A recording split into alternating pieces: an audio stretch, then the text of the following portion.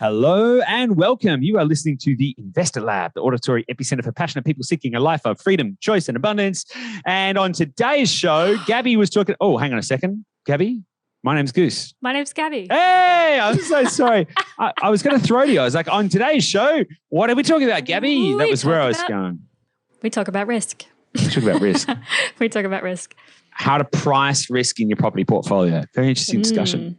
Yeah, because I think we dig into it, right? But it's a lot of deciding how comfortable you are with risk and what actual cost there is to risk versus the potential upside of that risk, and really considering it as just a part of your journey as an investor, right? There is going to be risks and you need to make decisions about how comfortable you are and applying that to your situation and strategy. So. 100%. Yeah. So we talk about, buying one property versus two properties versus six properties, and how would you think about that decision and what the financial implications are, what the emotional implications are, how to think about diversification, how to think about, portfolio strategy and portfolio theory and asset allocation and all kinds of different stuff. So I think it's a super interesting episode, maybe a little nerdy for some, but I think it's really a very interesting topic that a lot of people need to be thinking about. Rather than focusing on short-term expenses, they should be thinking about long-term risk profile. That's the kind of general thesis. Without any further ado, let's get stuck right into it, Gabby, and make sure that you share, rate, review, do all the good stuff. Let us know what you think about this episode. We'll see you on the inside.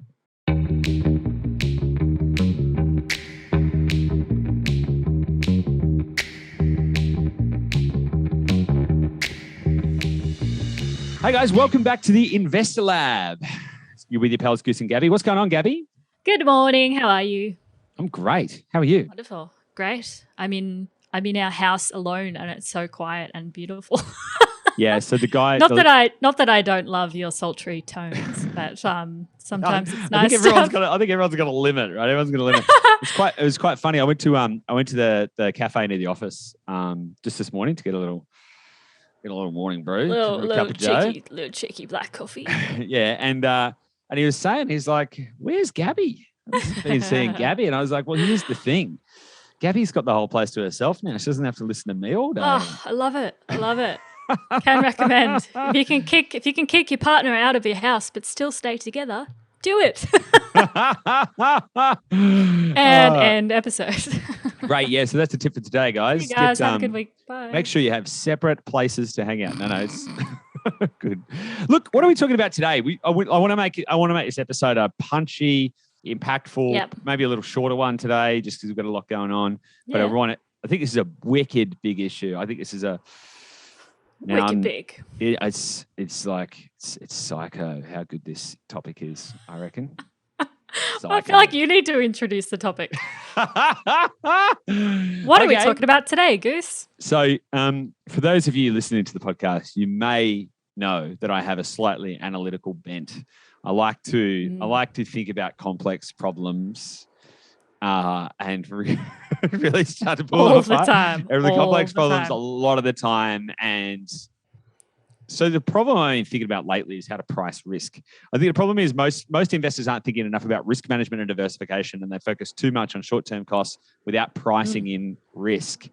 It's a really interesting discussion to have, I think. And part of the thinking that's led me to this point is I've been doing a lot of study recently on things like modern portfolio theory, credit risk analysis, just loads of really interesting kind of like mathematical sciences kind of basis stuff. And it's really sexy. Yeah, I know, right? I'm really getting you going, I'm sure, right? Let's talk about the nerdy stuff. But it's really interesting, right? Just at super high level. If you were going to invest in something, right? If you had $100 to invest and you could buy 100 $1 things, right, that are completely unrelated to each other versus one $100 thing, which would you choose and why? That's the most simple part of the thesis, right? And that's now it's going to depend on a bunch of stuff. It's going to depend on costs, returns, heaps of different things. But I think I think it's a really interesting. I was on a webinar last night and I actually started talking about this on a webinar last night as well. And like pricing in risk, basically, or pricing in the value of diversification is another way to think about it. So you can tell this is going to be in a situation where I'll just keep waffling. So what do you think about that so far? Yeah, I mean, it's an interesting conversation, right? Because I think particularly like at the moment, there's people who might be fortunate enough to be in a position where they've got quite a bit of borrowing capacity and they're like, right, this is my time. I'm going to go let loose. Yeah. And they're trying to think about what makes more sense, for me, based on my situation, but also just logically as an investor, what makes more sense? Do I just go and buy, taking PPR out of the equation, you're going to buy investment properties. Do I go and buy one, let's say $600,000 asset? Do I go and do that? Or do I go and buy two and maybe get two either different kinds of assets or just in different locations? Or do I go three? Or do I go six at 100,000, which would be a bit of a stretch, but that's kind of the idea. Yeah, I think people go, or even going wacko and going, do you get one at 1.2 million? Or, like there's all these different kind of considerations. But yeah, go on, sorry. Yeah, and I think it's a really frequent question that I think comes up for people where it's like, what is better? Do I get one or do I get two? That's probably the most frequent. Do I get one or do I get two? I would say. So there's better is a really interesting term, right? Because what is better? Yes, better is subjective. Better is so subjective, right? And there's a few things that come into that decision. Like, should I buy 1, 2, 4, 10? This is the thinking, right? And at what point do you have a diminishing return? So at what point are you overexposed with risk? And at what point do you have a diminishing return? And there's a few things that come into it. So number one is transaction costs, right? So just for the point of this discussion, and this is absolutely in no way trying to imply what you should do in terms of LVRs or anything like that specifically, but just for the maths, just for the example, just for the demonstration purposes, if we just use 90% LVR just for the example, that's all it is, and it's not an implication that you need to do that, right? But let's just say we use 90% LVR as the example, right? To buy one $600,000 property, it's going to cost you roughly $106,000. That's including paying for, if you worked with Dashdot, they would cover our fees, they would cover conveyancing, building and pest inspections, stamp duty, the whole shoot and match, right? Did I say conveyancing? Everything, right? So we're talking about all the costs to buy the property, not just the conveyancing. Deposit. Yeah, did we say conveyancing? Let's talk about conveyancing. So all of the costs, right? So we're talking about all of the cash required to buy the property, right? It's going to cost you on a $600,000 property, round about $106,000, thereabouts, right? Which is roughly 18%. Roughly 18%. Yeah. If you were to buy two $300,000 properties, right? So the total asset value is still $600,000. It is going to cost you about $124,000, thereabouts. Yeah, which is roughly 21%. Exactly. If you were to buy six $100,000 properties and really try and spread your risk around, again, you're still going to have $600,000 worth of real estate, but that's going to cost you about $210,000. Which is, quick math, 35%. Yeah, so it's creeping up. Yeah, totally, right? So you've kind of got this situation where a lot of people are thinking about their short-term, but it costs me more to buy two properties. Now, a more realistic scenario, so we can use the 6 times $100,000 properties as a kind of like an outlier example to show what happens on an extreme end of the spectrum. But I like a fairly common consideration for people is, do I buy one $600,000 investment property, or do I buy two $300,000 investment properties? Which would I choose and why? Now, we're not going to get into the considerations of like specifically how much cash do you have, because that would factor into the decision. But just let's look at the high level maths on the 600 versus 300. Because it's a really fair consideration to make. Now, in a $600,000 example, yes, it's more cash efficient because you have fixed costs in the purchasing process, which means that, theoretically, the more that you spend on one individual property, the less it is going to cost you on a percentage basis to buy that property.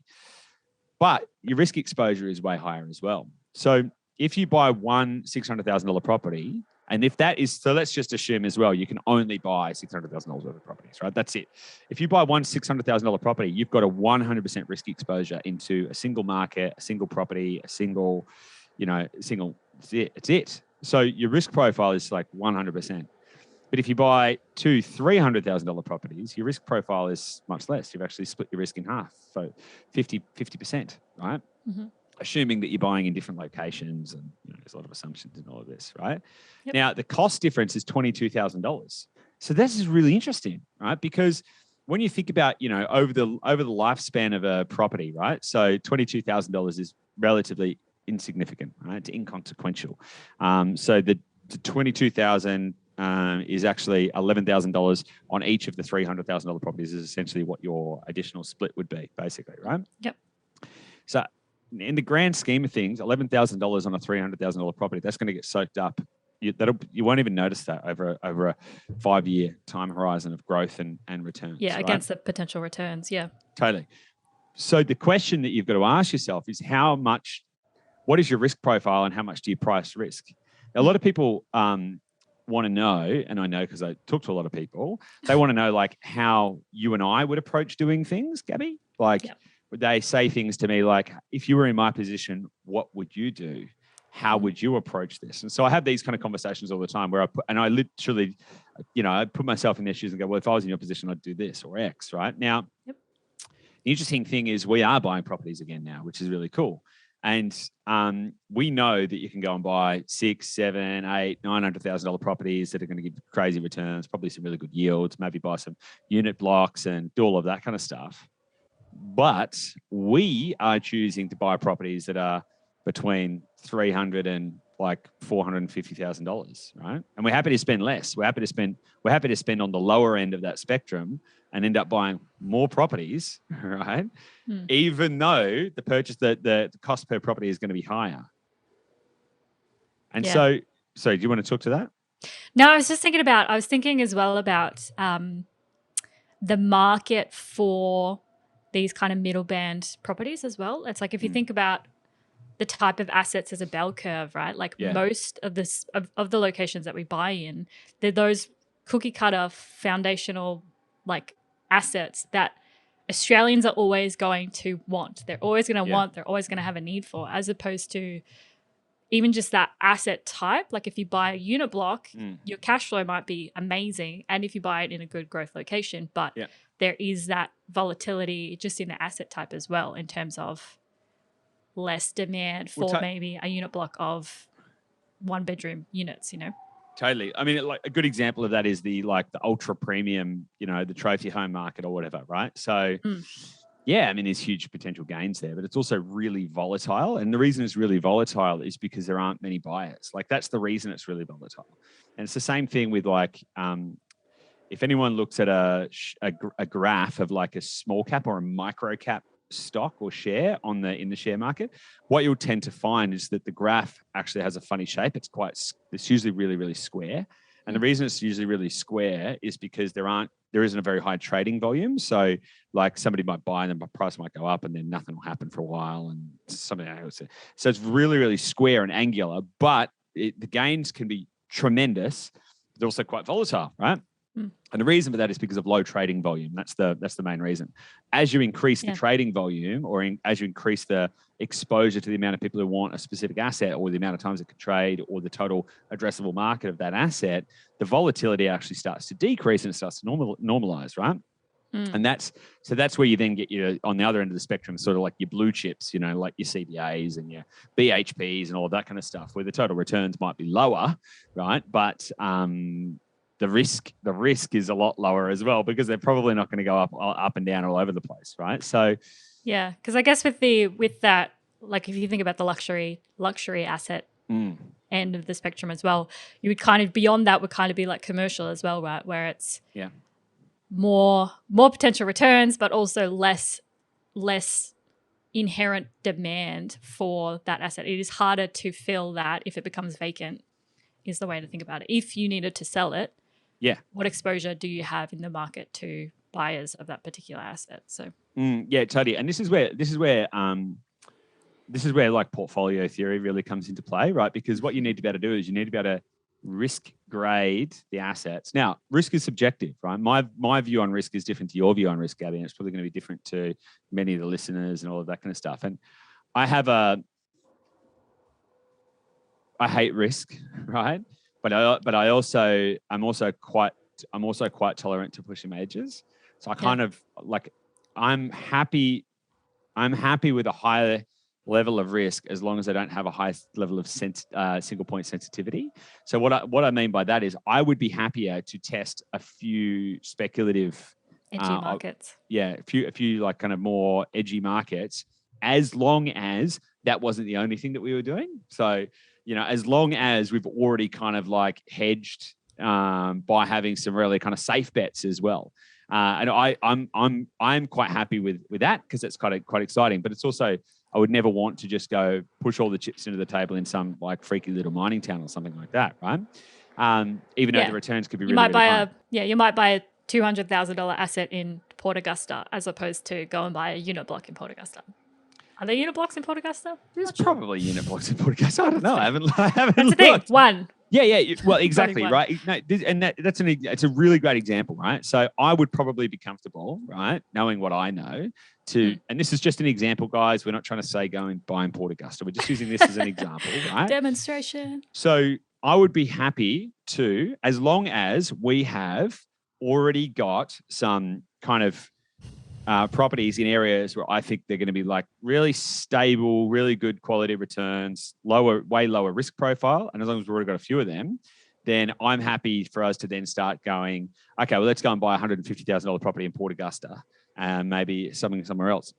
Now that comes down to portfolio theory. Now in your portfolio mix and in your portfolio seasoning, you need to think about not what is the risk profile of the assets individually, plus what is the risk profile of your portfolio as a whole, right? Because if you've got 50% of your portfolio that's got a risk level of 1, we'll call that really low risk, and with 50% of your portfolio with a risk level of 10, well, then your portfolio is probably got a risk level of like 5, right? All things being equal.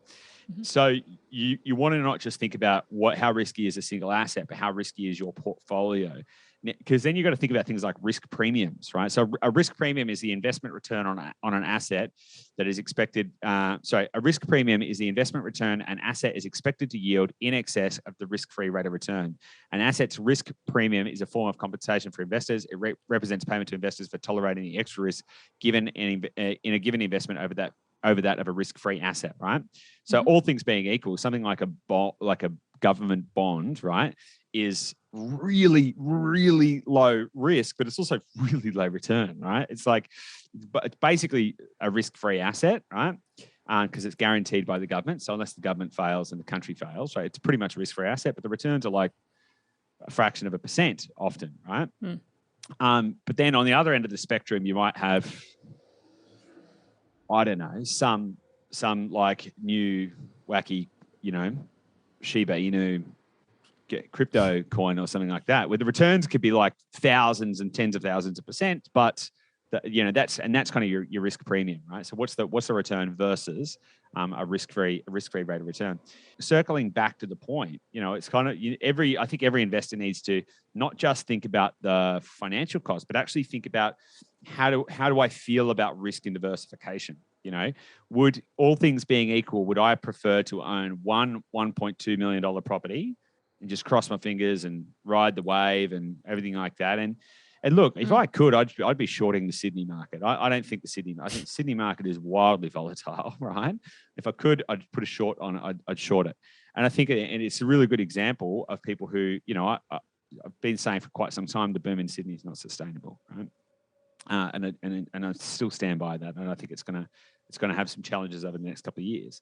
So in that situation, do you want a $1.2 million exposure in a region like Sydney, for example, or would you prefer to have 4 $300,000 properties spread over 4 different states in areas that are economically uncorrelated, and to give yourself all of that kind of diversification? Now, it's interesting that the correlation, right? Because what you want to try and do is you want to make sure you have uncorrelated assets, because you could accidentally expose yourself to a correlated risk. And just for example, and I'm not suggesting anyone buy in mining towns or anything like that, but I'm just using this as an example. Let's say you were to buy in a town or a city in Queensland, right? And let's just say the main economic profile of that area was based around iron ore, right? And then let's say you went and bought in Western Australia in an area, and the main economic profile of that area was also iron ore.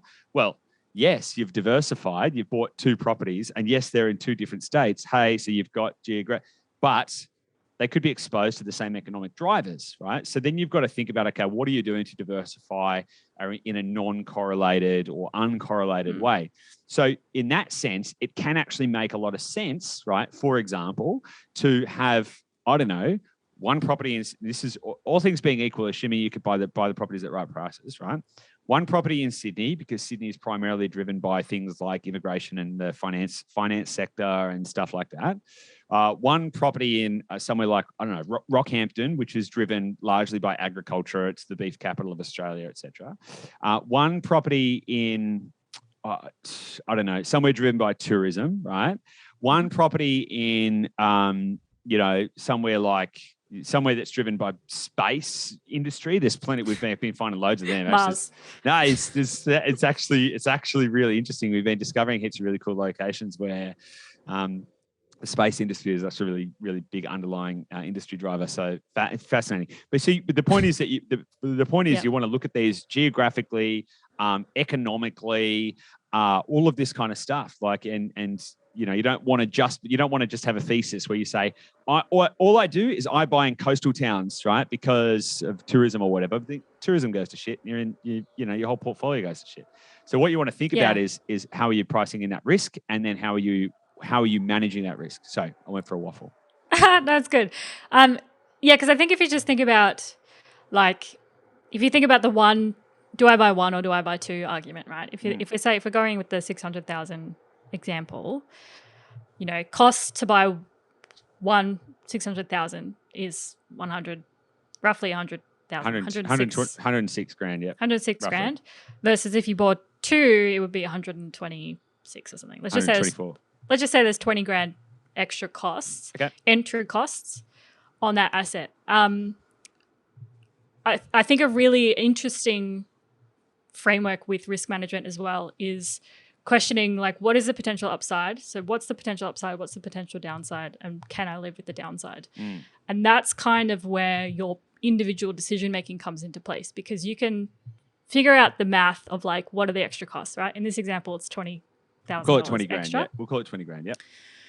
You can determine which is going to be the best upside for you, but it really comes down to the potential downside and can you live with the downside? And I think that's why you and I have a bias towards that middle band of asset diversification. So it's not all eggs in one basket, and it's not a few eggs in many, many baskets. It's a handful of eggs in a handful of baskets, because the potential downside to all of those options, that middle band is where we sit the most comfortably, because if something happened and that market kind of turned and that particular asset didn't work, if that is 1 in 5, we are comfortable with that risk and being able to manage that and deploy and respond how we need to, versus if you might have a better upside, maybe in one asset that has a higher purchase price. But if that turned, what is the potential downside of that? Can we live with the downside of that? Yeah. And that's usually the decision that you as an individual investor have to process. And that's usually why people end up with those kind of spread diversified across different locations. And people are buying $20,000, $100,000 assets very frequently, as opposed to people buying maybe between $2 million asset. Yeah, or between 5 and 8, kind of $400,000, $300,000 assets. That's the most common, because that's generally where people feel the most comfortable with the downside. It's got a different risk profile in the market too, and you kind of touched on that earlier. So in that kind of in the kind of $250,000 to $600,000 price point, that's a really accessible market, right? It's affordable for most people. It's attractive to most people. If there's a economic disruption, people will downgrade, not upgrade. There's all of these kind of things, right? So that's the middle band where you're going to get, if you think about it on a bell curve, that's where the opportunity is for most people. So you've got the highest concentration of potential buyers and all of that kind of stuff. So it is actually the lowest risk band of property assets. Yep. So in that kind of general price range. So so there's that. So that's a risk management piece in and of itself, right? And interestingly, in the example we're using of like, so one $600,000 property versus two $300,000 properties. Let's say there's a $20,000 difference, right? Essentially, what you would be saying is, if you wanted to buy the two $300,000 properties, is I'm prepared to pay a $10,000 premium per property to reduce my risk by 50%. Right. So, which I know to you and I, that's obvious. That's I would pay $10,000 to reduce my risk by half. Totally. Yeah. Totally. But it's an individual decision, right? Yeah. It's almost insurance, like if you think about it like that, and if you then wanted to just get a little bit more granular even further and say, this is going to cost me $10,000 today, but over 10 years, which could be, if we use that as the life cycle of the property, right? It's going to cost me $1,000 a year to be 50% diversified, like per property, right? To be fair, right? So then does that then change the perspective on risk? I mean, I think so. Like if I only had one shot to buy one property, one opportunity. If I only had one shot, there's no way that I would want to just go buy one of anything, right? So we use shares as an example in this show quite a lot, and I dabble around a little bit in shares, but I don't really know what I'm doing, right? To be honest, I just buy, sell. Yeah, and so what do? I buy lots of stuff because I'm like, I don't really know what I'm doing, and I figure if I've got exposure, I've actually, it's actually worked out pretty good, to be honest, because I've got no idea what I'm doing. Like I wouldn't know, and you've got to be supremely. I was going to say you got to be supremely confident to buy one asset, but I just don't think that is true. I think any intellectually advanced investor would not want exposure to one single asset. I think it just doesn't make sense. Like it makes no sense from a portfolio perspective. Yeah, it's an interesting angle as well, just from like asset selection. It's like if you're like shares, for example, if you're just buying them through Superhero on your phone, there's no expertise between you and the asset selection. You're just like, whatever kind of pops up and whatever I read about in the news at the moment. Yeah.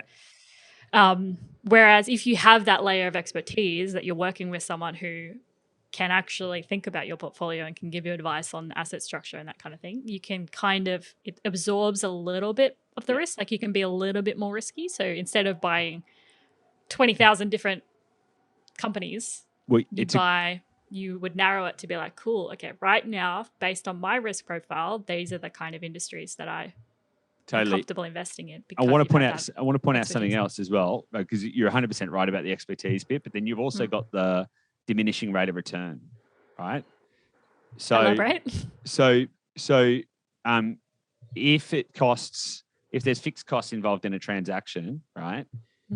And you go, okay, cool, I get the concept. Let's diversify. At what point does it stop making sense? Yeah. Right. So in this scenario, if people are going, oh yeah, you're right. It doesn't make any sense to buy a $600,000 property. You know what? I'm going to go and only buy $50,000 properties. Right. Right. Then at what point, does that even make sense? And so just to it starts to really not make sense at a certain point. So what you need to think about is the transaction costs. Yeah. You need to think about the transaction costs versus the expected return on investment versus your risk profile. And you need to kind of weigh all those things against each other. So for example, if you were to buy the six $100,000 properties, right, it's going to cost you about $210,000. And if they had a static rate of return of internal rate of return of 10% a year, then it would take you about 3.5 years just to cover your costs. Right. So the point being is you need to weigh up a bunch of stuff, the time cost of money, the return on capital time frame. Now, you will get the fastest return on your money by buying one asset, right? Because you're going to have the lowest cost per asset, and all things being equal, if they all grew at the same rate, you'll have the lowest cost per asset, but you'll have 100% exposure. So then you've got the risk. Then you got the risk reward profile. It's like, shit, I've got 100% exposure, but I might get a return in, I don't know, a year to a year and a half, right? I might get 100% return on my capital.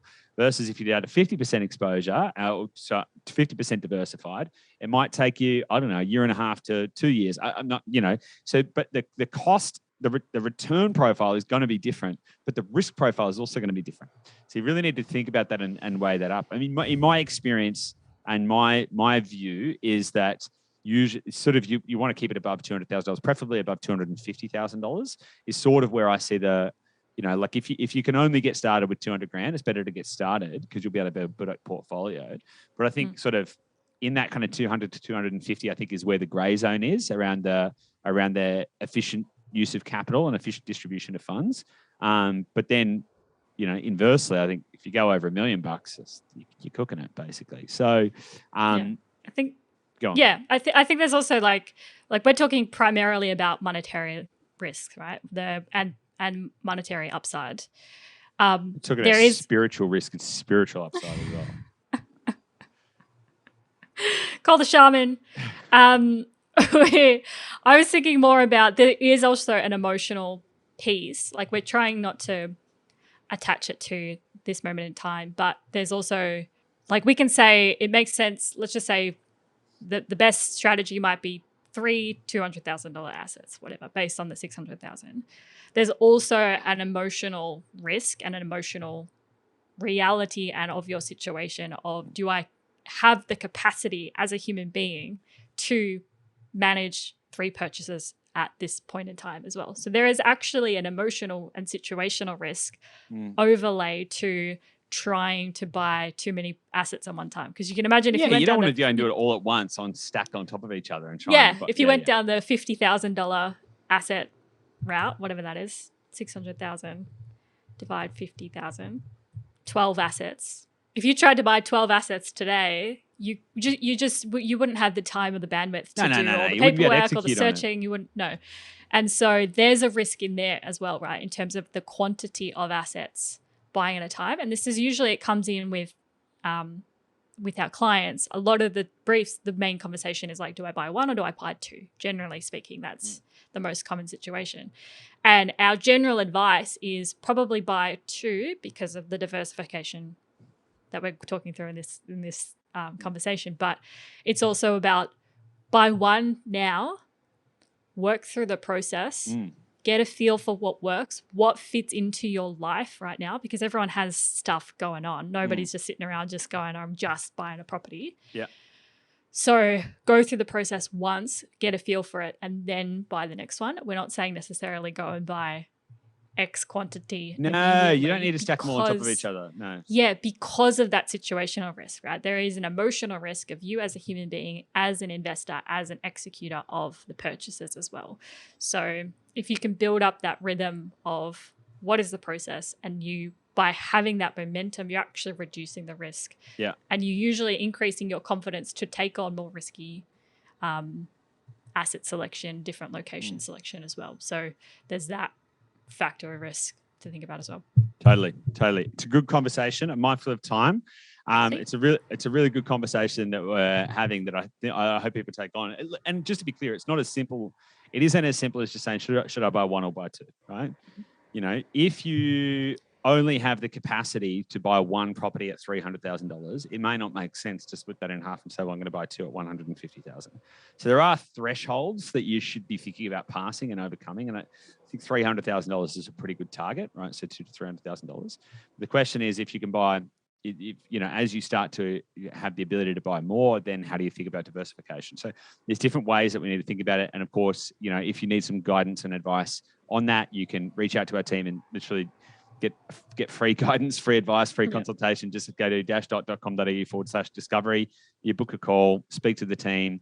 They'll give you some guidance on what the best next step is. They'll help you to then, if it makes sense, to progress and speak to one of our advisors who can then guide you on what that kind of looks like for you. Is it better to split it? Is it better to buy 1? Like what does that look like? And they'll talk a bit about strategy, and you can get all that free of charge. Just head to dashdot.com.au/discovery, book it a call.